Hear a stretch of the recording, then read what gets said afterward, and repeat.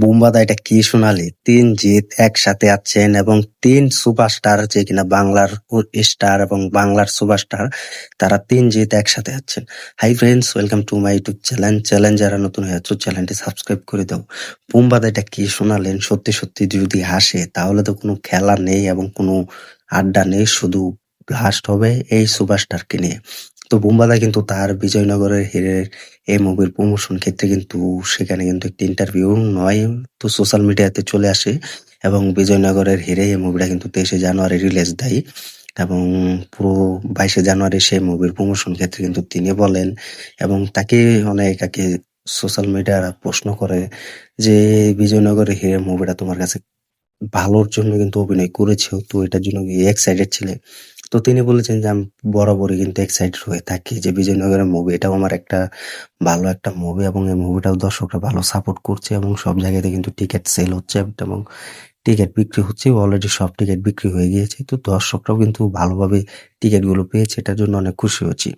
এবং এক পর্যায়ে বলে লাস্টে যে তাহলে কি কোনো অ্যাকশন সিনেমাতে তোমাদেরকে দেখা যাবে বা কোনো একটা বড় ধরনের মুভিতে বা কোনো ফ্যামিলি ড্রামা মুভি? তো তিনি বলেন এরকম একটা মুভির গল্প তৈরি করছি, সেই মুভিটা আসতে যাচ্ছে খুব তাড়াতাড়ি এবং সেই মুভিতে চিরঞ্জিত এবং আমি অভিনয় করছি এবং আরো অন্য সুপারস্টার থাকবে। তো সেই সোশ্যাল মিডিয়ার লোকরা বলে সেই সুপারস্টারকে, তো তিনি বলে সেই সুপারস্টার হচ্ছে আমাদের মতো জিৎ, তো সেটা হচ্ছে সুপারস্টার জিৎ টলিউড।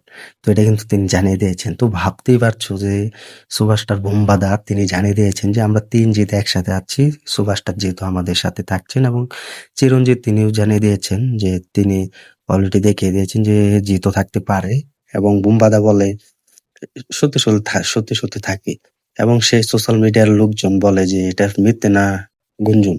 তো তিনি বলে যে সুপারস্টার থাকবে, এটা সত্যি যদি এই গল্পটা তার কাছে পছন্দ হয় এবং রাজি হয়। তো আমরা কিন্তু জানি সুপারস্টার জিৎ তিনি কোনো ছোটখাটো গল্প রাজি হয় না এবং কোনো ছোটখাটো রোলে তাকে দেখা যায় না, তো তাকে রাজি করানো স্ট্রং অনেক এবং অনেক গুরুত্বপূর্ণ হয়ে থাকে। তো এই মুভির গল্পটা যদি তিনি পছন্দ করেন এবং যদি তিনি রাজি হয় তাহলে এই মুভিতে আমরা ৩ জন থাকবো এবং ৩ সুপারস্টার দিয়ে হবে এবং ৩ জিত আসবে।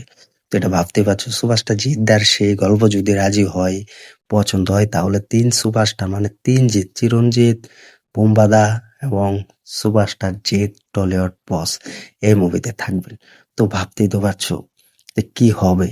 আবার কিন্তু বুমবাদার সাথে কিন্তু পা দিচ্ছেন সুপারস্টার জিদ্দা, যেহেতু এটা অফিসিয়াল আপডেট এখনো নয়, বাট সুপারস্টার জিদ্দা যদি রাজি হয় এই মুভিতে তাহলে বুমবাদার সাথে তিনি অভিনয় করবেন এবং বুমবাদার সাথে এই মুভিতে কামব্যাক করবেন।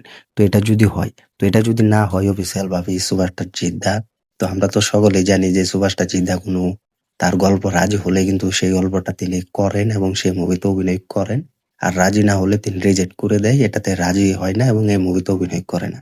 তো এখন দর্শকরা কি বলবে, ভক্তরা কি বলবে, ফ্যান্সরা কি বলবে যে ৩ জিত আবারও আসতে পারবে কিনা বা দেখা যাবে কিনা এক মুভিতে, তো সেটার অপেক্ষা করতে হবে এবং সময় নিতে হবে।